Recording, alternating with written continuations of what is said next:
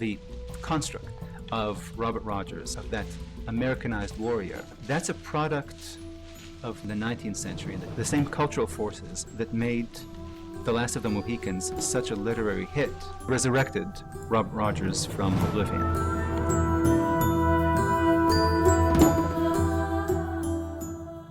Rogers has garnered a lot of interest because he was an expert partisan warfare, the La Petite Guerre, the woodland fighter.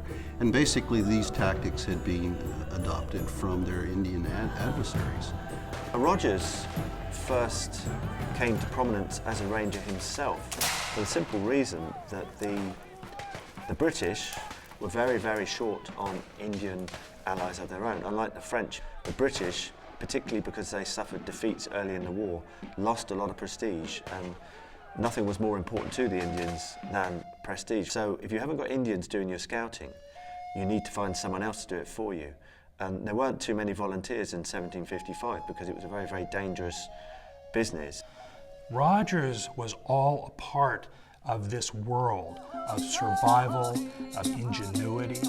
And so what Rogers learned to do, he learned that one of the greatest things of courage about the Eastern Woodland Indians was their ability to endure.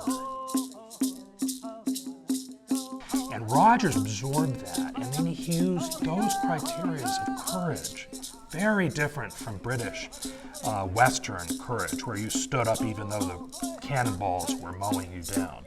This was a very different thing, when even though you were being tortured, that you wouldn't say a thing. And that was courage.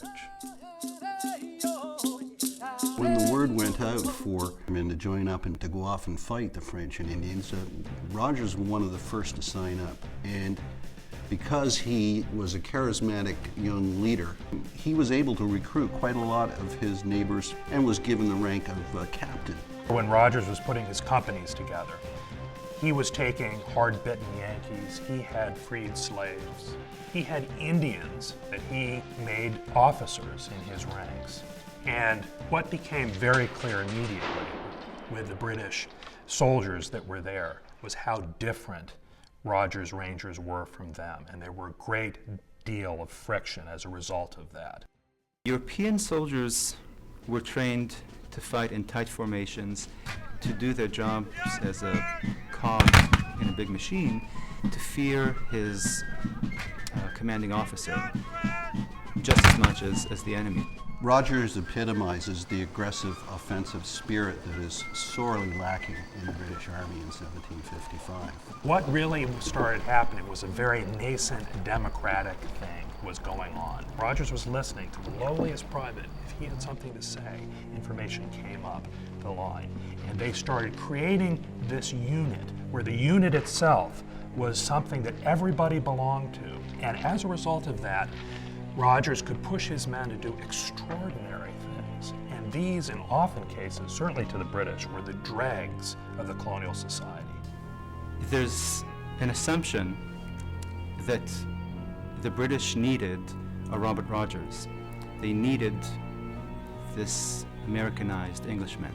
And that this was needed in North America because North America represented challenges that European commanders, British commanders, were unfamiliar with. The kind of warfare that Rogers was involved in was a very, very high-risk game. A lot of the fighting occurred in a no-man's land where you couldn't just call in instant support for your wounded, you couldn't evacuate casualties. If things went wrong, then potentially your entire command could be wiped out. Lord Loudon wanted his young British officers to learn how to fight the bushfighting. Who better to teach them than Robert Rogers? Rogers actually sets up at Fort Edward as kind of a training school for British Army cadets so that they can take their knowledge of ranging back to their units and to propagate, to disseminate this whole kind of ranging ethos throughout the British Army itself. And the British were disappointed in Rogers and his units because they were very expensive, 4 times as much as a British soldier, and deemed to be of much lesser quality. At the period in which Rogers starts to achieve fame, 1755 onwards, the press in America was undergoing a spurt of growth, and that growth was itself fueled by the war. Rogers arrives on the scene at the moment where you have this kind of explosion of media interest in a way, and there's also a desperate need for good news. There's a desperate need for British American heroes. Initially you read descriptions of scouts when no one is mentioned, then you hear Captain Rogers, then it is the brave Captain Rogers, then we have the brave Major Rogers, and then we have brave Major Rogers in bold type, and his name literally gets bigger and bigger and bigger. With Rogers, what you see is that published works about him or by him end in 1770. So by the time he dies, nobody's writing about him anymore. Even Rogers' biographers point out that he was lost. His memory was lost militarily and culturally until he was resurrected by Francis Parkman in 1884. And from that point on, American writers can't write enough about him. From my perspective as a Canadian infantry officer, the very first time I read Rogers' ranging rules, I said, wow, this is just like reading the Canadian Forces Patrol Manual. The fascination with Robert Rogers and his legend says more about Americans in the 19th century and the 20th century than it does about Americans in the 18th century.